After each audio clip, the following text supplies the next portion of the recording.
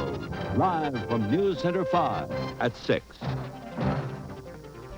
Charges tonight, the Salem police cruisers, even the Salem police station was used in crimes allegedly committed by a trio of officers. Good evening, I'm Chet Curtis. And I'm Natalie Jacobson. The three officers were arrested early this morning at their homes.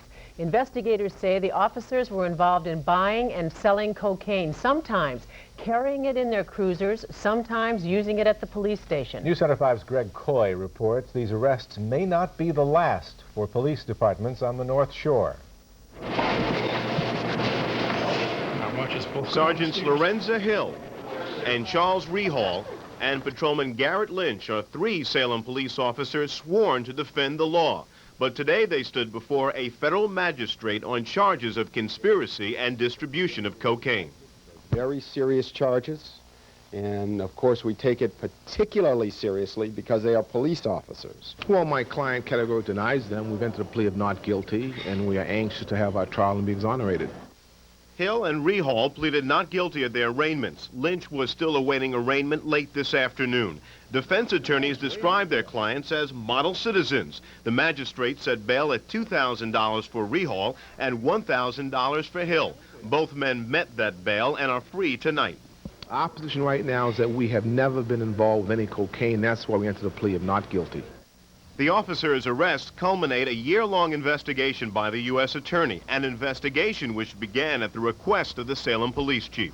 The department initiated this investigation and is not going to tolerate any type of drug activity in the department. The first arrest in this probe came 1 year ago. Patrolman Claudio Mateo was charged with cocaine and counterfeit money trafficking. Mateo pleaded guilty and has been helping the U.S. Attorney's Office. The federal investigation continues and more indictments are expected. Sources say other North Shore police departments like Marblehead are also under review.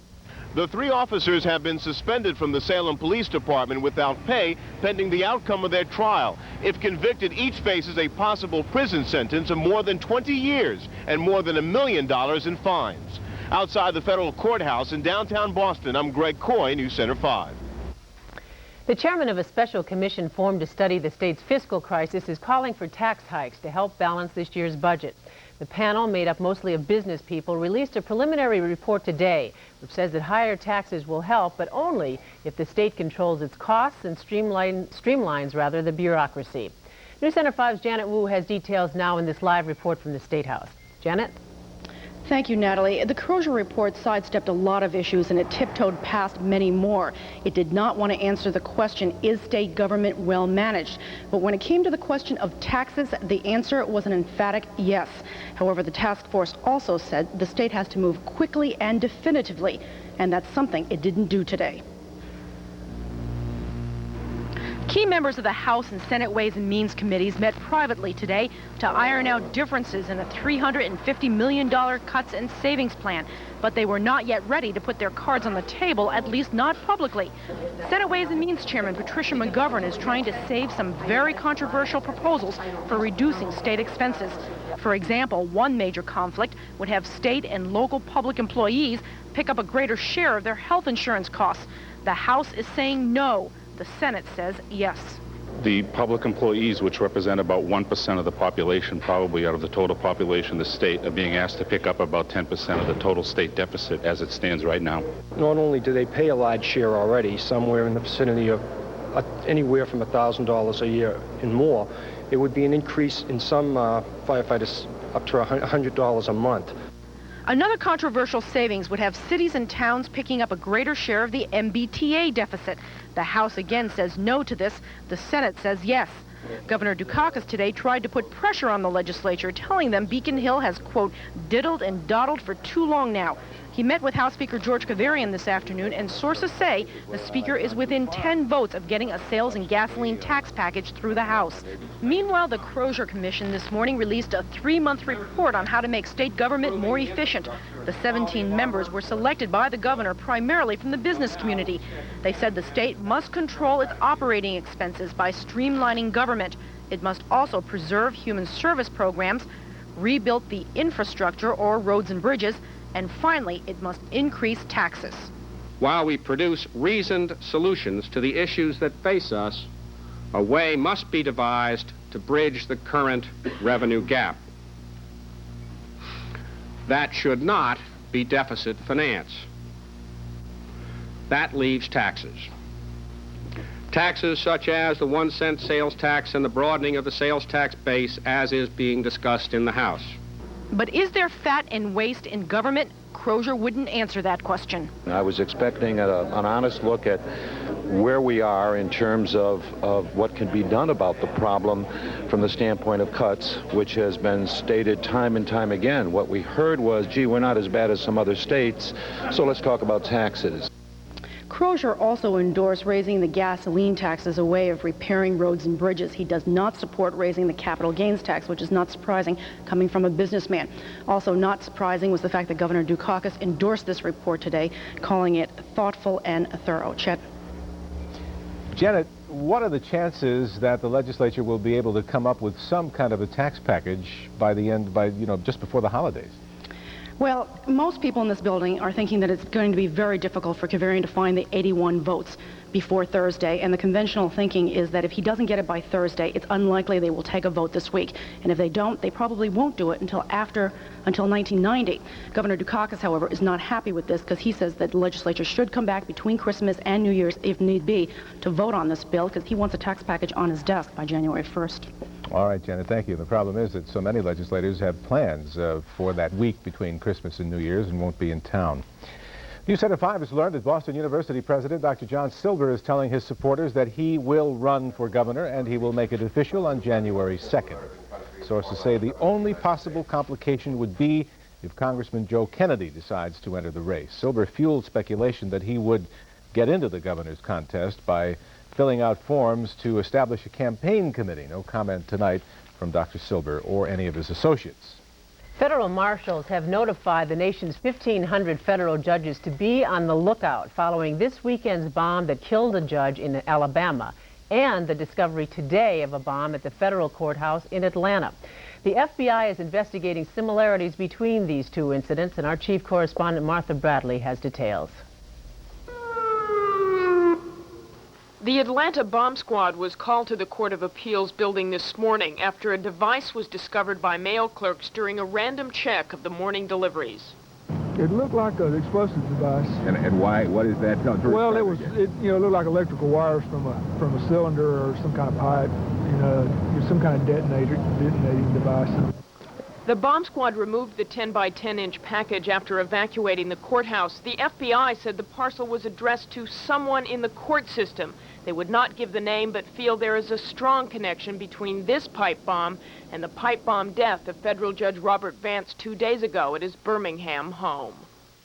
We have dispatched immediately the FBI laboratory technicians as well as the U.S. Postal Service laboratory examiners to Atlanta to be of assistance because of the apparent similarity between the two devices. Vance was one of a dozen judges on the 11th Circuit, which includes Alabama, Georgia, and Florida. The 58-year-old judge was killed instantly and his wife seriously injured when the bomb delivered to their home blew up. Vance had handled a variety of cases in his 12 years on the federal appeals court, including many drug-related cases out of Miami. But the FBI is not narrowing this down to drugs. There is, however, no single focus, I think it's important to say, and really, as yet, no motive. What about? While extra security has been instituted for judges on the 11th Circuit, here in Boston, the First Circuit, no extra security has been put into effect, but the judges have been advised, like all others, to check their mail carefully. Chet? All right, Martha, thank you. Another shooting confrontation in Panama tops our news from around the world tonight. U.S. officials say an American lieutenant shot and wounded a Panamanian corporal today outside a laundry in Panama City. We don't have all of the facts yet, but officials say the American, quote, felt sufficiently threatened and thought the Panamanian was going for his weapon.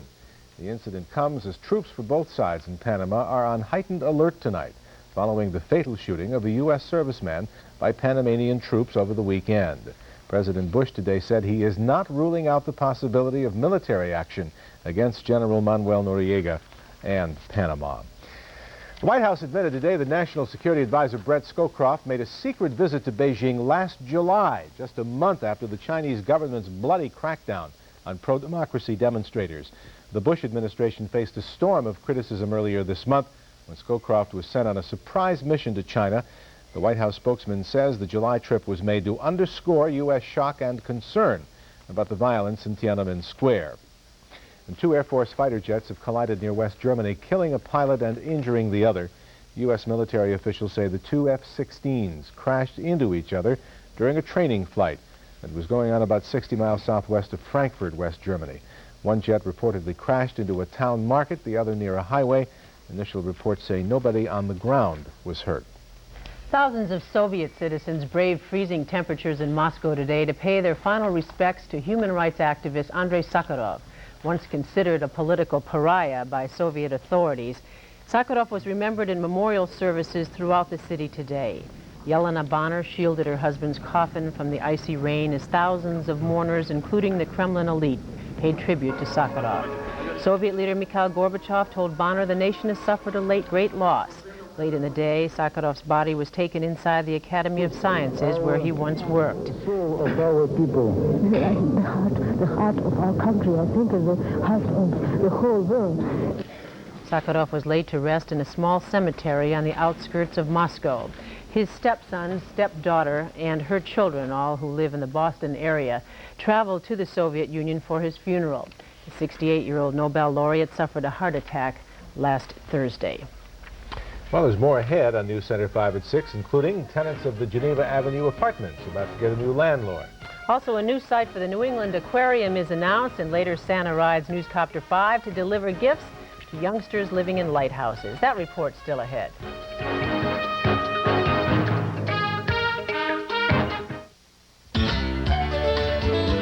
This graph shows how ordinary gasoline builds up deposits on intake valves. On the road, it can cause hesitation, loss of performance. But when Texaco's System 3 gasoline was used, valves actually got cleaner. On the graph, it looks like this. On the road, it looks like this.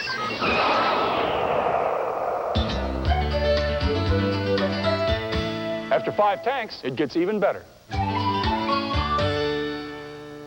Apple. IBM. Apples are friendlier. IBM runs more software. So let's buy both. Now there's an expensive solution. No, buy the new Explorer. It's easier than an Apple. It runs all the IBM software, but the important programs are already built in. And it costs less than an Apple or IBM. Why don't we think of that? Why didn't you think of that? Explorer from Head Start Computers, the complete system for $9.89. Why buy anything else? No matter what kind of gift or greeting you're sending this holiday season, your postal service offers the perfect way to get it there, in time for the holidays, including Christmas Day delivery of your express mail packages at no extra charge. We deliver, it's the reason you trust us. You know that we're gonna come through with your postal service. We deliver for you. We deliver for you. When you own a Toro Power Curve electric snow thrower, you get some things you can't get from a shovel. You get a new kind of electric snow thrower that throws 30 feet. The ability to clear a 50-foot driveway in 15 minutes. And the most powerful electric snow thrower made. Of course, there is one thing you can't get from a Toro that you can get from a shovel. The Power Curve Electrics, only from Toro. What's in, hut? Funky chicken. Duck walk. Moonwalk. Disco. Windmill. Air guitar. James Brown. Jimmy plays Monterey. If it's out there, it's in here. The 9X Yellow Pages. Why would anyone need another? This just into News Center 5. There's been another explosion involving a court officer in the southeastern part of the country, this time a Savannah, Georgia attorney by the name of Robert Robertson is in critical condition after a reported explosion in his office. That happened in Savannah, Georgia. That's all the information we have at the moment. We'll update the story for you as soon as additional information becomes available. A victory for residents of the Geneva Avenue housing project in Dorchester. After ignoring problems at Geneva Avenue for years, California landlord Alan Bird is surrendering that project to the federal government. News Center 5's Dawn Fratangelo reports on how the HUD takeover will affect the residents. Anna Torres and her children have a reason to smile. 1 year ago, they were living among roaches with no heat and a leaking roof.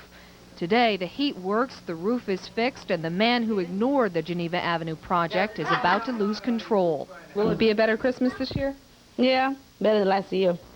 For the past year, California businessman and absentee landlord Alan Bird has been under a court order to renovate the project. While repairs have been made, at least 18 units are uninhabitable, and some residents still have trouble with heating. Tired of the foot dragging, the Department of Housing and Urban Development, which subsidizes the project, negotiated to take the deed away from Bird.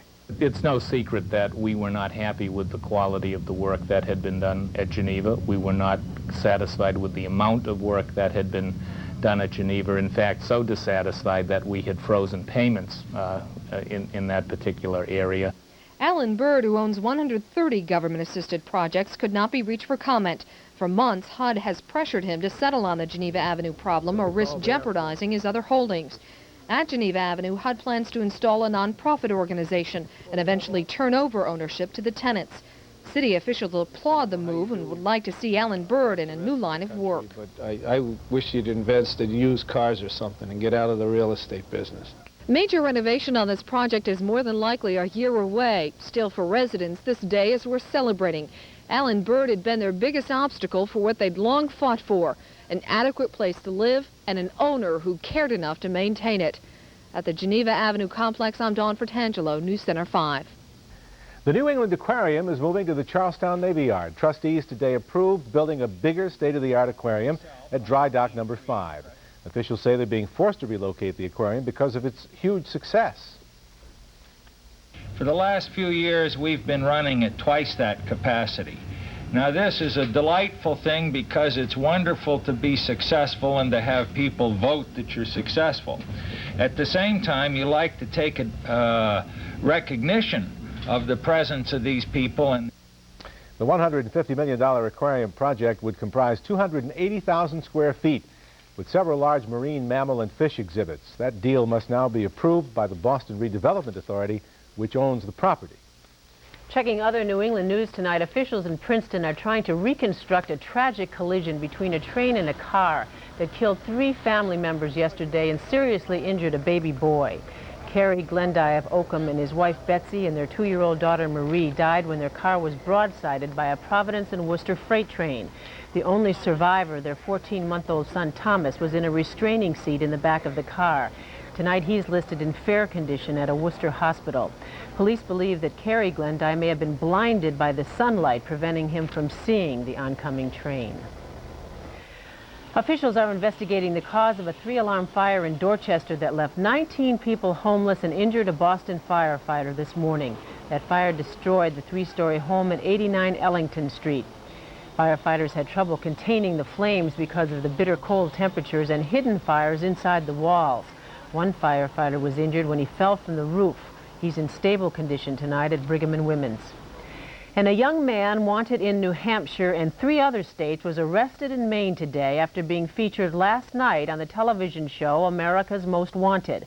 Police say 26-year-old Bradley Hughes, described as a master con artist, faces a variety of theft charges in New Hampshire, New York, Texas, and Missouri. Authorities reportedly arrested Hughes after a former police officer saw him last night on the Fox television broadcast and then contacted authorities. New survey released today in Washington sheds new light on who among the nation's young people takes drugs. That poll was conducted by PRIDE, the Parents Resource Institute for Drug Education. And Stacy Hutchins of our Washington Bureau reports the results shatter some popular stereotypes. The PRIDE survey of 350,000 students in grades 6 through 12 is the first nationwide poll to break down drug and alcohol use in terms of race and sex.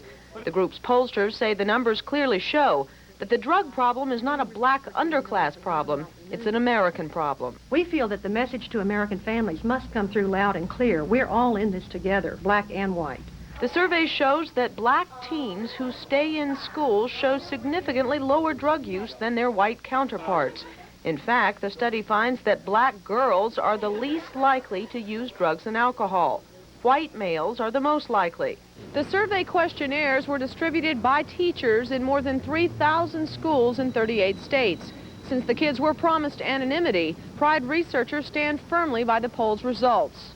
Continued media focus on black crack-using teens, they say, may be giving white suburban parents a false sense of security. I think for all too long, this problem has been portrayed as a black problem, and I think the end result has been that there are some people who have not really cared a lot about it because of that. Drug use among black teens may be lower than whites, but the death rate is much higher. Young black males are dying at a rate 7 times higher than their white classmates. But Pride claims this survey shows that overall, black parents are doing something right, something parents in white suburban America should find out more about. In Washington, Stacy Hutchins, News Center 5.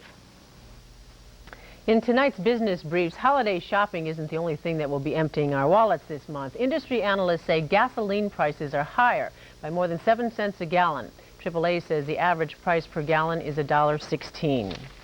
The Postal Service is offering a stamp of approval for Christmas trees. It's selling a silver-plated ornament featuring this year's Christmas stamp designs. The decorations, which cost just about $13 a piece, are available at the Springfield Post Office or can be ordered from the Postal Service in Washington. Big drop on Wall Street today. The Dow fell 42 points, closing at 2697.53 on a volume of well over 187 million shares.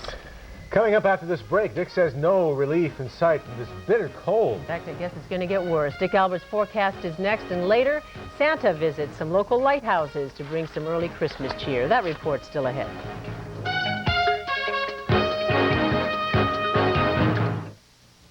Since the decline in my fortune, I've had to scale down my entertaining. In fact, this year, it's just Dobbs and myself. Holiday cheer, Your Grace. Ah, we still have Schweppes. Tonic water, club soda, ginger ale. Schweppermesses. If only we had guests to share it. I took the liberty, sir. Should old acquaintance be forgot and ne'er? It seems you're still a rich man, Your Grace. Should the United States be the next country to legalize gay marriages? On the next Oprah Winfrey Show. Tomorrow at 5 on Channel 5.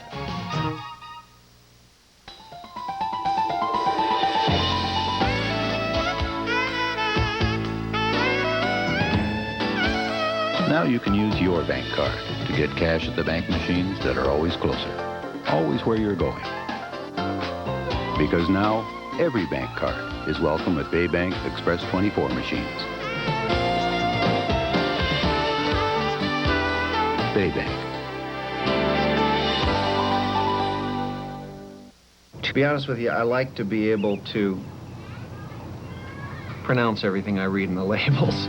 I like to think of myself as having a healthy, balanced diet. That means less salt, less fat, all that sort of thing. Introducing Healthy Choice frozen dinners. Truly delicious meals, low in fat, sodium, and cholesterol, so they can help you keep your heart healthy. I would say it certainly passes my strictest tests. Listen to your heart.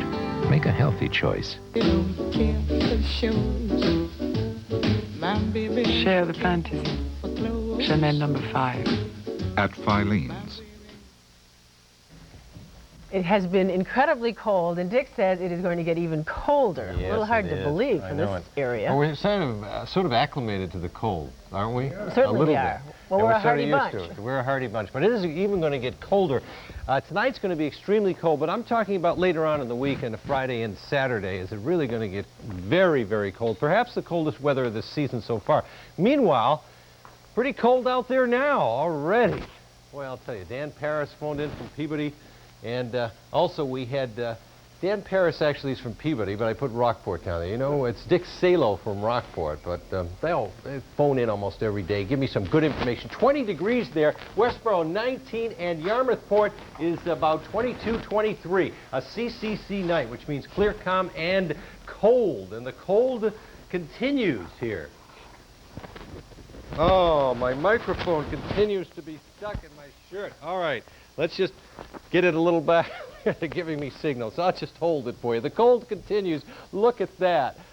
I'll tell you, the wonders of live TV. A microphone sometimes slips down every once in a while. 26 now in Boston, 17 in Worcester. It's 5 below in Mount Washington. And look at this record chill this morning. 5 below in Cleveland, and Dayton, Ohio was 7 below, 1 below in Binghamton, New York, and Detroit was 3 degrees below zero. Well, we look in the situation, and tomorrow, look at these temperatures in the 20s in New England, but up here in Canada, already below zero all day long tomorrow, and that's the kind of air, I don't think it's going to be below zero all day long, but it should be only in the teens for Saturday and Sunday as we look into the future. So we have 2 storm systems heading our way, but the southerly one should basically go out to sea. We have this one right in here, and that will move essentially through us tomorrow night and Wednesday morning. Unless that really gathers a lot of strength, it looks like a light snow situation.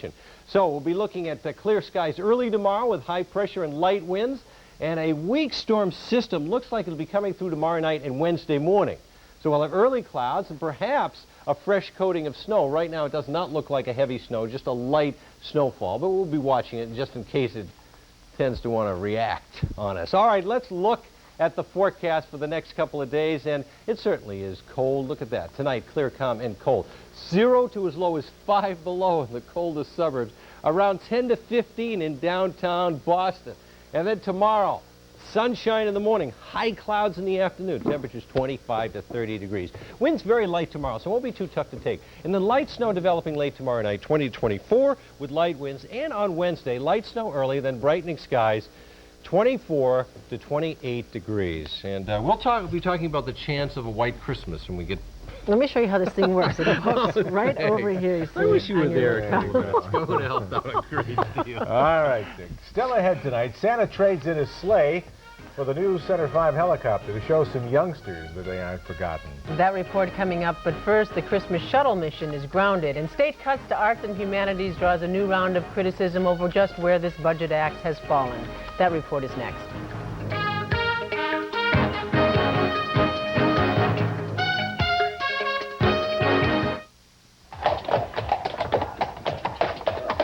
Rich and easy.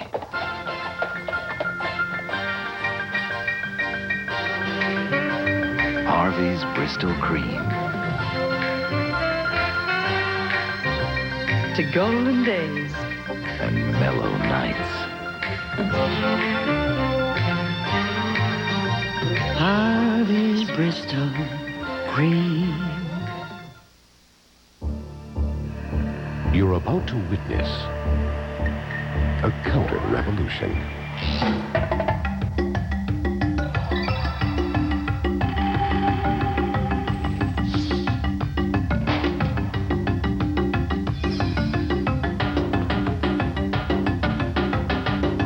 Introducing a new line of thinking from Europe. Bosch kitchen appliances. Now available at Jordan Marsh and all finer gourmet and specialty stores.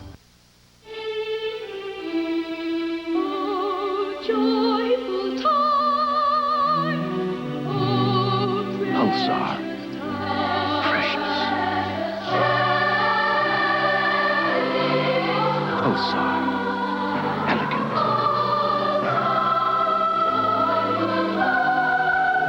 The Pulsar watch. An element of good taste. Zenith, we're on.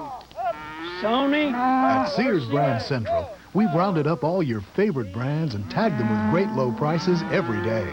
Choose either the Sharp Carousel Microwave Oven or GE Microwave at a great low price. Your choice, just $99.87. Brand Central at Sears. The brands you want at the store you trust. Smith Corona. Yeah, where's that Smith Corona anyhow? The Dow closed up 8.32 points on volume of just over 178 million shares. Precious metals are off 2%. The stock market reacted favorably to the Fed's announcement. Interest rates at their current level. The dollar slipped in late trading against the yen, and the bond market rallied towards the close of the day. Tomorrow, the CPI will be released at 8:30. Lagerfeld, the privilege of power. The Lagerfeld Executive Collection, only $19.50 with a Lagerfeld purchase of $24.50 at Jordan Marsh. Cross-country skiing in New Hampshire tonight on Chronicle. Well, ever since Massachusetts first started to feel the pinch of the ever-expanding budget deficit, publicly funded groups have feared for their very survival. Today, 2 such groups sent a message to Beacon Hill that the arts are too important to do without. News Center 5's Pam Cross has our story. Pessimists predict there'll be less dancing, singing, and fine arts to go around if the Beacon Hill budget axe falls too sharply. Today, artists and their supporters gathered at the Old South Meeting House to talk about the effect of austerity budgets on culture. Certainly investing in things like education and in the cultural community, there is a significant return both in terms of the quality of life of the citizens of the Commonwealth as well as in the economic life of the Commonwealth. Under a State House plan, the state's 2 art funding groups, the Massachusetts Council on the Arts and Humanities and the Massachusetts Arts Lottery Council, would merge in the 1990 budget. Last March, 1,000 artists rallied and saved the Council on the Arts and Humanities, but some fear the climate has changed. Today, many artists support merging the groups, but fear the legislature won't come through with sufficient funds. By default, that the homeless and the poor and the sickly and the underserved populations don't deserve arts. And then, by default, only the elite deserves the arts. Last year, $7 million was erased from the council's budget. Artists fear cuts threaten cultural stability. It would be a very sad situation to see this funding disappear, make it that much harder for artists to continue to live and work in Massachusetts. Because of the budget crunch, the arts community is learning a new skill, the art of politicking. They're trying to convince others the arts, too, are a basic need that deserve funding. In Boston, I'm Pam Cross, News Center 5. A recall of nearly 2 million packages of birth control pills tops our national news line tonight. The Park Davis Company is asking pharmacies to notify women who are taking some 22 different varieties of its low estrin or norelestrin brand of birth control pills. Park Davis says that in about 100 packages, the pills were placed out of order, with the brown placebos at the beginning of the cycle rather than at the end. So women taking these pills in the incorrect order could become pregnant. Once again, these are Park Davis low estrin or norelestrin birth control pills. If you have any questions, you should contact your pharmacist. The Transportation Department's new random drug testing policy kicks in today, with the aviation industry first in line. Rail, maritime, and trucking employees will themselves soon face unannounced urine tests for everything from marijuana to PCP. Transportation Secretary Samuel Skinner says he expects these tests to uncover alarming drug use among workers who are responsible for the traveler's safety. Slow-going work on a Cape Canaveral launch pad has delayed the weekend scheduled liftoff of the Space Shuttle Columbia. The 5-member crew is now scheduled to take to the sky January 8th in what NASA calls the most ambitious mission since the Challenger explosion. The crew will deploy a Navy communications satellite and retrieve another from a 6-year orbit. Columbia's launch pad has not been in use for 4 years. Christmas still a week away, but today Santa got an early start, making some stops at a few remote locales. Riding aboard our own Newscopter 5, Santa made the rounds at some lighthouses, a tradition that began many years ago to make sure that no families would be forgotten this holiday season. News Center 5's Jack Heath went along for the ride. Started 70-some-odd years ago when Bill Winkapar got lost up off of Rockland, Maine in a single-engine airplane, running out of gas. He spotted a lighthouse. He was one to the other, And that Christmas, him and his son went out just in the Rockland area and started the tradition. For those families who live at lighthouses, situated on cold, lonely rocks in the chilly waters of the Atlantic, seeing a helicopter hover overhead a week before Christmas means a warm visit from someone special. For Dennis Deaver and his Coast Guard partner who manned Boston Light, the nation's oldest lighthouse, Santa's flying visit made their day. It gets a little lonely out here, and sometimes he's the only face I see for a week other than my own, and just any visit is good, especially old Santa here. 3.5-year-old Kelsey McLean agrees. Her dad mans the Gloucester Light. I think it's great. The Flying Santa's helper is George Morgan from the Hull Life-Saving Museum. The museum kept the tradition alive after author and sea lover Edward Rose Snow died. Snow helped Santa by dropping presents on the lightkeepers for 40 years. For decades, the Flying Santa dropped the packages out of an airplane as he flew over the lighthouses. That tradition continued until Edward Rose Snow changed it in his final year when he switched to a helicopter. Because on one of his drops, A doll intended for a young girl broke, and he wanted the packages to arrive safe and sound. Ron and Nancy Pasarik's children were especially pleased their packages arrived today, since their dad's light duty at Annisquam ends tomorrow. Right, we've been here 3 years now, and my enlistment is up, and I'm moving back to Iowa tomorrow. A tradition like this should never be let go. We're into this high-tech era. All the lighthouses are being automated, but there are still families there. Over one of New England's lights, Jack Heath, News Center 5. Wonderful Santa has so many good helpers. You bet. Coming up, the Patriots lose another game and their director of player personnel. And today, in spite of a weekend loss, the Bruins were getting into the spirit of the season. Sports is coming up next. Here we go.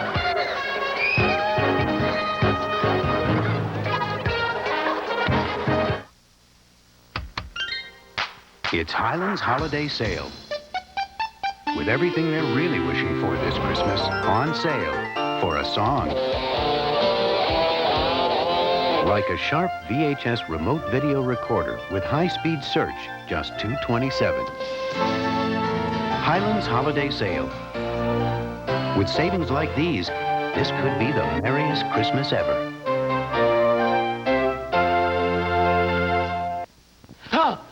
Oh, I didn't see you there. I'm just opening my gifts a little early. So what? Look, my mom gave me cash again. Frankly,